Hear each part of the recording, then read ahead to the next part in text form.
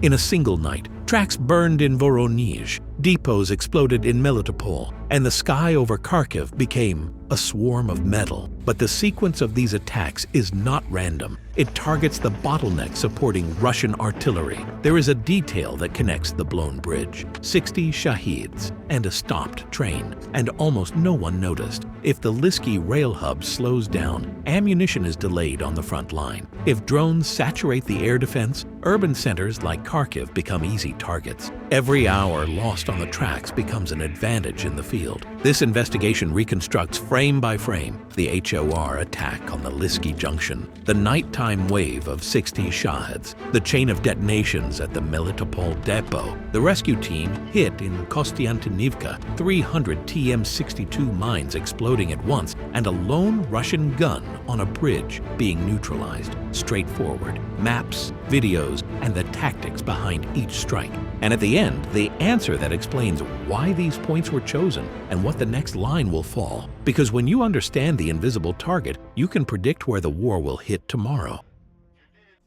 The attack came without warning. Ukrainian intelligence confirmed that a vital Russian railway point in Lysky, Voronezh, had been hit, paralyzing the flow of military supplies to the front. The images show explosions that lit up the night and left overturned rail cars, twisted tracks, and scattered military cargo. Lysky is no ordinary station. It directly connects Russian logistics to the front line in eastern Ukraine. The destruction at this junction creates an immediate bottleneck in the transport of ammunition, fuel, and armored vehicles. Ukrainian officials described the operation as a surgical strike at the heart of Russian infrastructure. But the attack in Voronezh was not isolated. Hours later, Russia launched 60 Shahed drones in successive waves against several cities, an attempt to saturate air defenses and respond forcefully to the initial attack. 40 were shot down, but those that passed through left explosions in Kharkiv, hitting residential neighborhoods and turning the early morning hours into a fiery spectacle. Moscow's message was clear: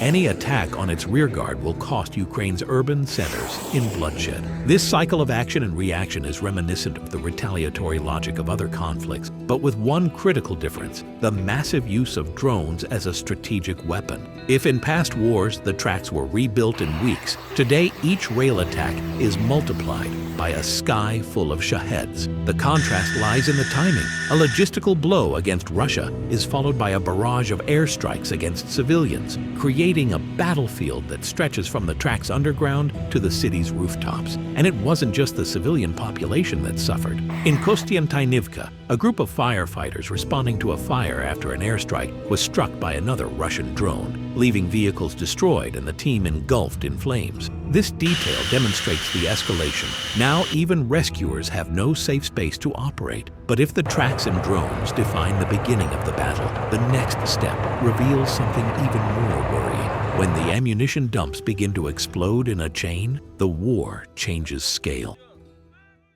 The attack in Lysky triggered a chain reaction that quickly spread across the front. Hours later, Ukrainian intelligence confirmed the destruction of a massive ammunition depot in Russian-occupied Melitopol. The explosions repeated in succession, illuminating the night for miles and leaving plumes of smoke visible from a great distance. The video released by HUR shows successive flashes, a sign that the target was holding heavy ammunition used in Russian artillery. But the immediate aftermath didn't stop with the detonations. The Russian response came in the form of drones and missiles, spreading new pockets of destruction. In Kostiantynivka, a kamikaze drone directly hit a firefighter team working in the aftermath of another attack, destroying emergency vehicles and injuring rescuers. This scene exposed a critical point. Not only are military targets in the line of fire, but even those arriving to save lives have become direct victims of war. The contrast is stark. While the Ukrainians demonstrate surgical operations, such as the FPV drone strike that detonated 300 TM-62 mines at once, removing an entire defensive line, Russia relies on saturation and indiscriminate attacks against cities and rescue teams. The war follows two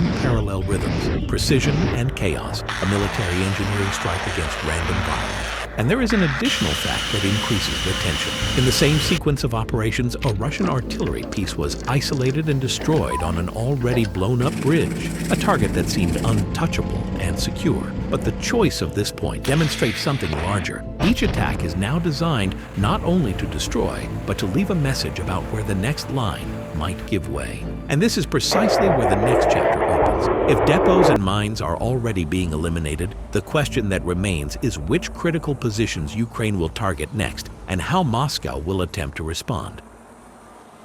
With each new attack, the complication grows in scale and scope. After the destruction of the Lysky railway junction and the explosion of the Melitopol depot, the war revealed an even more dangerous layer: the unpredictability of the countryside. What seemed like a surgical move quickly turned into a chain reaction difficult to control. The images released show the direct impact on the ground. A Ukrainian FPV drone detonated 300 TM-62 mines at once, erasing an entire Russian defense line. What, in theory, would have opened the way for an immediate advance also became a problem. Each corridor created creates the need to maintain position under constant retaliatory fire. And in parallel, a Russian artillery piece was destroyed on top of an already blown up bridge. A detail that shows how even isolated targets become symbols of the stalemate. But this escalation does not come without a cost. Every time Ukraine presses on with precise strikes, Russia responds with air saturation.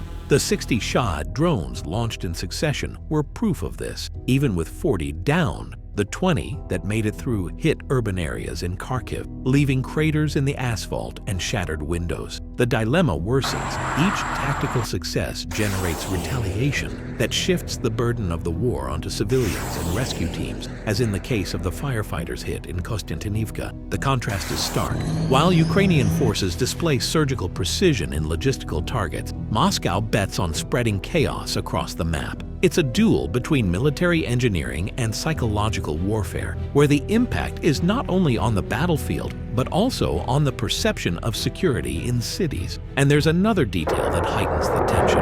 Each successful attack on Russian infrastructure creates pressure for even bolder strikes, but also opens the door to unpredictable retaliation. What comes next may not just be more drones or mines, but something that changes the scale of the conflict forever. The negative turning point became evident when the war ceased to be merely a contest of advances and retreats on the battlefield and began to directly affect the rearguard and even rescue teams. The images released in Kostiantynivka show firefighters being attacked by Russian drones while trying to contain fires after a bombing raid. It was a clear message. Not even those who arrived to save lives are safe from their targets. The sequence of attacks confirms the escalation. While Ukraine struck ammunition depots in Melitopol and detonated 300 TM-62 mines at once with FPV drones, Russia responded by targeting not only strategic targets, but also civilians and rescuers. The human cost of war took on a new dimension. It is no longer enough to resist in the field. Now, even the backstage areas of survival are being targeted. But the most dangerous consequence of this cycle is the saturation of the Ukrainian defense. The launch of 60 Shahid drones in a single night, even with 40 shot down, demonstrated Russia's ability to flood the skies and force Ukraine to expend ammunition and energy on an unprecedented scale. Each Ukrainian precision strike is met with a wave of random chaos, where retaliation weighs more heavily on civilians than on soldiers. The contrast is stark. On the one hand, surgical operations that neutralize isolated cannons on blown-up bridges and strangle Russian railway logistics. On the other, a strategy of attrition that relies on psychological terror, striking residential areas of Kharkiv and turning streets into craters. The negative twist is there. Kiev's military success generates a reaction that pushes the war into the cities. And there's another detail that heightens the tension. If Russia has decided that even rescue teams are immune, the escalation could include even more sensitive targets in places that until now seemed out of reach. And the inevitable question is, how far is Moscow willing to go to turn the tide of this war?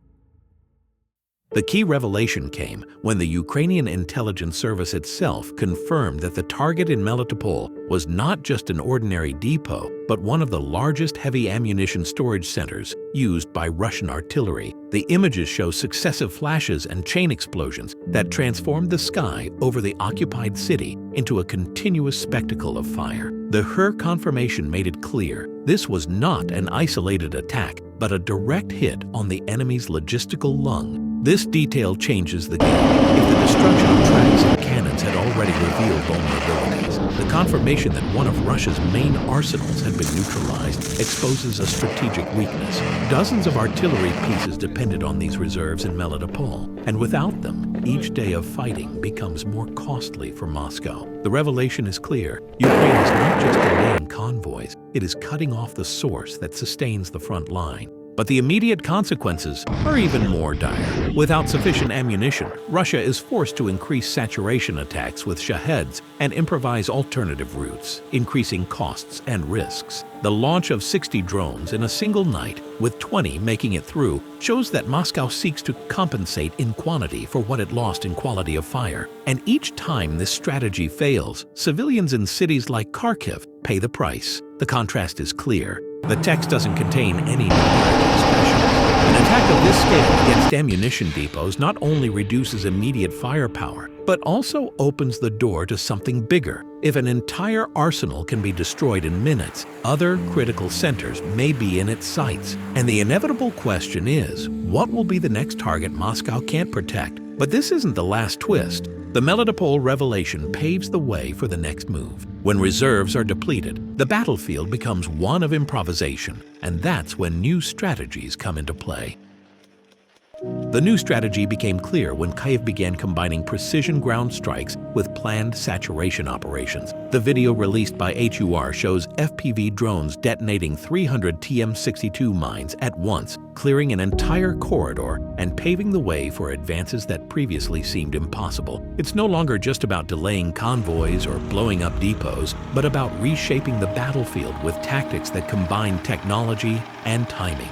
These operations reveal a pattern. By destroying depots in Melitopol, neutralizing isolated artillery on blown-up bridges, and directly striking rail hubs like Lysky, Ukraine forces Moscow to redeploy resources, stretch supply lines, and expose vulnerabilities. Each attack is designed to weaken not only the military, but also the confidence of troops on the front line. But this shift in posture carries an even greater cost and risk. Russia has responded with barrages of Shahed drones, 60 launched in a single night, in an attempt to overwhelm air defenses. Ukraine, for its part, must balance the use of expensive ammunition against cheap swarms, a logistical dilemma that could further deplete its reserves. It's the game of patience and endurance that now defines the war. The contrast is clear. Previously, Ukrainian attacks were seen as isolated. Now, they demonstrate a coordinated cadence. Moscow continues to rely on chaos, targeting cities and rescue teams in places like Kharkiv and Kostiantynivka, while Kiev works with mathematical precision, connecting isolated strikes within a single strategic plan. And there's another detail that raises the tension. If Ukraine can already defuse mines en masse and cut off Russian logistics at critical points, the next phase could include something even bolder, actions that attack not only the rearguard, but also the command centers themselves. And this is precisely where the big question arises. If the war has already changed scale with the new strategy, what will the impact be when these operations begin to target the heart of Russian military power? The resolution of this phase came to light when the Ukrainian attack on Lysky, at the heart of the Russian railway network, showed that the rearguard was no longer untouchable. The image of destroyed cars and twisted tracks marked a turning point. The logistics that had previously seemed infinite now had flaws exposed. The effect was immediate. In Melitopol, an ammunition depot was destroyed, and the chain of explosions transformed the night into an endless glare. In addition, FPV drones detonated 300 TM62 mines at once, opening corridors and showing that Kyiv is not only resisting, but also creating new paths to advance. Each operation revealed a bolder Ukraine, now attacking where Russia believed it was secure. But the cost of this shift is high. Moscow responded with a barrage of 60 Shahed drones launched in succession. Even with 40 downed, those that penetrated hit Kharkiv, leaving craters in residential neighborhoods. With each Ukrainian military success, the brunt of Russian retaliation falls on civilians and rescue teams. The contrast is stark.